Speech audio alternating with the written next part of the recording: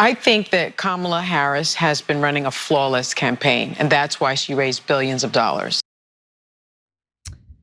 Well, raising $1 billion in just 3 months is something that Kamala Harris has managed to do, but is that a sign of a flawless campaign, or is it a sign of the moneyed interests essentially legally bribing the Democratic candidate in this case? Now, we know that Trump is also getting his money from some of the richest individuals in the world, so this is not to whitewash or sanitize what Trump is up to, because this is an issue that impacts both political parties. Political corruption is a very real issue here.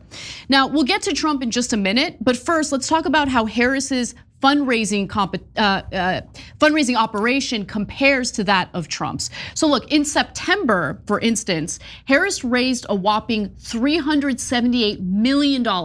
That's in 1 month. In that same month, Donald Trump raised $160 million. Now, I think $160 million in 1 month is a lot, but clearly clearly Kamala Harris crushed Donald Trump in the month of September. What about October? Harris raised $348 million in October. Donald Trump came in with $283 million. These numbers are insane, man. They're insane. So she continues to outraise Trump in this election, and I do think it's going to have an impact on some of her decision making, on both of their decision making, clearly, should either one of them get elected. Now, let's take a look at this chart from the Federal Election Commission. It puts the funds into even more perspective, right? So you'll see the blue line represented by Kamala Harris has this steep increase, right? Whereas Donald Trump lags behind a little bit with the amount of money that he was able to fundraise in the election. But still, it's a ton of money. Both candidates have raised a ton of money. When it comes to the biggest single day where Kamala Harris has raised the most money, it was when Biden left the race. She also saw a spike in fundraising when Tim Walz was selected as a running mate. And she also outdid Trump in the first and only presidential debate, and she saw a spike in her campaign contributions there as well. Meanwhile, Trump's biggest single day in fundraising came the day that he was convicted for the financial crimes in the state of New York. So let's take a look at that. It's represented in the same graph that we showed you a little earlier. So, it is interesting what motivates people to donate to politicians. And I want to be clear that when you're looking at this chart, it's not just big money donors. It also has to do with small dollar donors, individuals who just support the candidates. Clearly, Trump's avid supporters felt motivated to donate to his campaign after he was convicted. But there are upsides to the fundraising, right? You have the money to be able to run an effective campaign, but there are considerable downsides as well. And now I turn to Cenk on that matter. Yes. So look, guys, I was gonna make the same distinction, grassroots versus giant corporate and lobbyist money, right? So Kamala Harris did a really good job in raising grassroots money. Nothing wrong with that. In fact, that's a good thing, okay?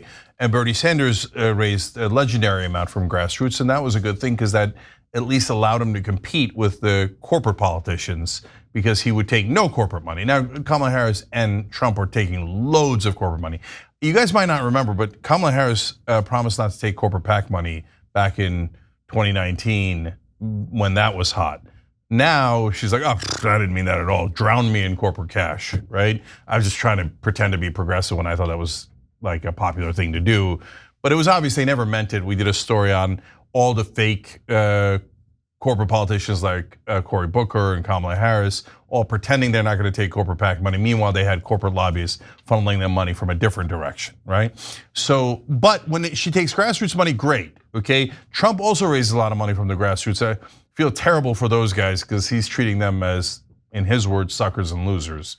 And half the time he's like, don't even donate to my campaign, buy my shoes, my Bible, etc. Just give me the money directly, right? He's a total con man. So we acknowledge that through and through. So he does systemic corruption and personal corruption, the worst of all worlds.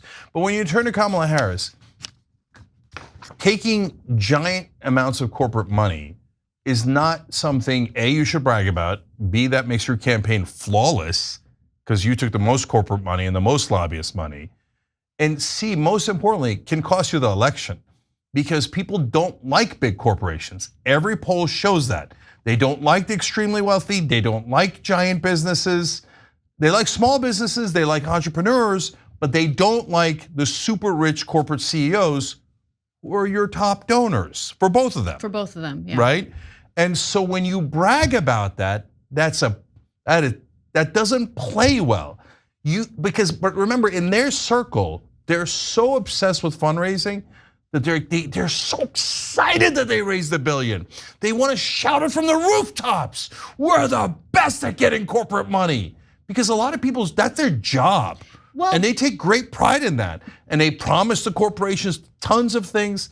Don't brag about that in the middle of an election. It's disastrous. To be fair to the Kamala Harris campaign, the story came out after they raised $1 billion that they finally realized that and told their surrogates, shh, let's bring it down on the $1 billion. But going back to what Sunny Hostin said about how Kamala Harris is running a flawless campaign, and then she immediately cited the amount of money that she has raised as a metric of success for Kamala Harris. Does she question how someone running a flawless campaign is somehow still neck and neck against Donald Trump? Wouldn't someone running a flawless campaign have a national lead on Donald Trump? I mean, she did very temporarily, but Donald Trump managed to close that national lead, and now they're, in a statistical tie. Yeah, because Sunny Hostin lives in the same bubble that almost all the elites do. And they think that the donor money is manna from heaven, the greatest thing on earth. No, getting more votes is the greatest thing on earth.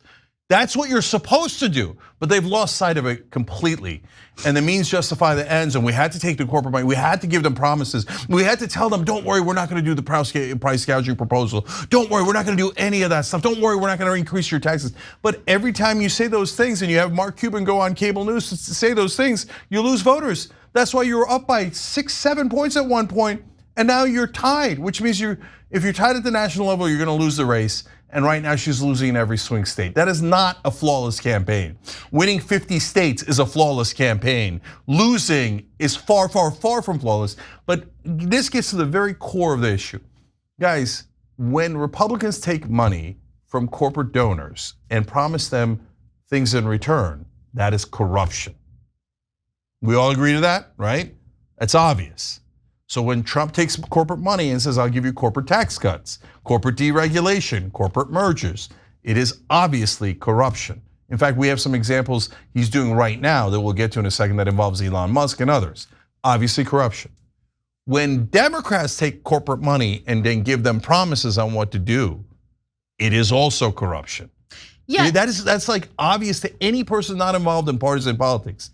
But people lose their minds on both sides. They'll say, no, it's only corruption when the other side does it. It's corruption when both sides do it. 100%. In fact, I want to give a very specific example. So let's take a look at the big money donors on the Harris side, okay? Because you already see signs of the favors that Harris is doing for these big dollar donors based on her proposal. So let's go to graphic 4 here. So when it comes to the Harris campaign and the big money donors, Future Forward is the main big money pro-Harris group. A few Democratic billionaires disclosed 8-figure checks to Future Forward in September. The Facebook co-founder, Dustin Moskowitz, and the crypto billionaire, Chris Larson, gave about $10 million each, and Pritzker, the governor of Illinois, also gave $5 million. But I want to just focus on Chris Larson and like the tech and crypto billionaires who are supporting her campaign. Remember, when she put out her proposal on what she's gonna do economically for black males in America to try to garner their support, since she's kind of struggling with that demographic, one of the points she made is that she was going to protect their crypto assets. Oh yeah, because struggling African Americans and white people in Appalachia, et cetera, they really want their crypto assets protected. Exactly, yeah. So way to nail it. So guys, if you're wondering why she said something so absurd when she's talking about people who are trying to rise up in the world, they don't have any crypto assets. It's because she's trying to please donors like Chris Larson.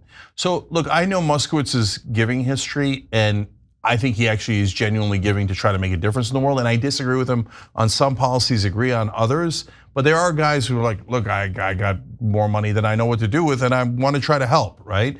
So those people do exist, even if they give big numbers. But then when you talk about the crypto guys, and it's not personal about Chris Larson, there's tons of crypto bros giving endless money here, mainly to the Republicans, but they're also bribing establishment Democrats and spending it against progressives in primaries because they're like, progressives are the only honest ones. So we could buy establishment Democrats, we can buy establishment Republicans, we could easily buy Trump, but we can't buy progressives, right? So let's try to defeat them in the primaries. When they take the crypto money, they're going to serve crypto interests. And those interests are not necessarily aligned with the average American at all. And they're all taking the crypto money. Yeah, man, a lot of people have already been kind of victimized by the fact that crypto has been, has remained deregulated. The Biden administration under Gary Gensler, I believe, implemented some regulations as it pertains to crypto. But prior to that, remember, during the COVID pandemic, there were a lot of pump and dump schemes, and a lot of people lost a lot of money. And so I feel like that pain is coming. And just look, if you're an investor in crypto, just please be careful. I would advise against it, but who am I? When you have a deregulated market, that means the bad guys can do almost anything they want, and there's no one to protect you. So maybe your full faith in Elon Musk and other crypto bros and stuff is warranted. Maybe you could make some money in the short run, but be careful. They don't care about your interests, they care about their own interests, and they're looking for a giant pool, usually of young men, to take advantage of. Because they think, oh yeah, I'm on your side, bro. Yeah, freedom, yeah, man, crypto, yeah. Oh, it crashed. Well, I made billions, but you lost everything. Sad day for you, I guess. My guess as to what's gonna happen in that category is that it's gonna blow up at some point, and all the greasy politicians who took all this money on both sides will come out and go, oh, lessons learned. Oh my God, we regret what happened there, but we learned lessons. And my God, we're gonna do it right the next time. Nonsense, they're never gonna do it right. They're just gonna take corporate cash every single time and screw you over. So now let's get to Trump's donors who have asked for more and received more. So graphic 3 here, Trump's wealthiest donors, Miriam Adelson. She's a conservative donor. Her number one interest is Israel, and she's given at least $95 million. She's also has an interest in corruption. She's in favor of it. Trump helped her late husband Sheldon Adelson get out of corruption charges in China with a minimal fine. She's also interested in union busting and making sure that we have wages as low as possible in her casinos. She's also interested in banning internet gambling, so you're forced into going into her casinos. And Trump has delivered every single one of those promises to her and given her a Presidential Medal of Freedom, thrown in as a tchotchke at the end. Elon Musk is a tech billionaire. He cares about electric vehicles, and Trump said right after Elon Musk gave him, well, it is reported at least $75 million, but there's dark money packs that Elon Musk brags about, and so we don't really know how much Elon's given him. But Trump said, hey, Elon gave me a strong endorsement, so now I'm for electric vehicles. The only upside of Trump is that he's too stupid to hide his corruption. He just says it. He gave me a lot of money, so I switched my position on electric vehicles. He's like unapologetically transactional. And he's open about it. And another word for that is unapologetically corrupt. Yep. And so now he says, Elon gave me such a strong endorsement, I'm putting him in charge of cost cutting for the whole government. That's the president's job. So you're just saying, I'm gonna let my donor be president. And the other one, I'm getting a Medal of Freedom to, and I'm letting her set Israeli policy for us. I'm gonna move the embassy for her husband, and now I might let you annex the West Bank and Gaza Strip because of how much you bribed me. And then there's Richard Uihlein, a Midwestern packaging magnate. He gives to all the Republicans, and he gives so much. There's so many of these guys that are billionaires from fracking and shipping and toilet paper and all these different industries. Pillows. That happens too. And all of them are like, here, Trump, gorge on this. And Trump is like, yes! That's all he cares about is money. And he's like, oh, by the way, I also help a brother out on other things. You know what I'm saying? Personal, gold shoes, I got good gold shoes. You want some gold shoes? And like, Trump's gonna do this next. I got watches. Okay, I got Bibles here. I got Bibles for $60. And so he's that kind of con man. So look, But if you're a Democrat, don't get too smug. He's just too stupid to hide his corruption. When Mitch McConnell takes $1 billion from corporations, he's corrupt. When Nancy Pelosi takes $1 billion from corporations, she's corrupt. If you don't see that, you're purposely blinding yourself because you're happy in your, in your bias and you want to protect your bias. The reality is, when they take this money, they always serve the donors.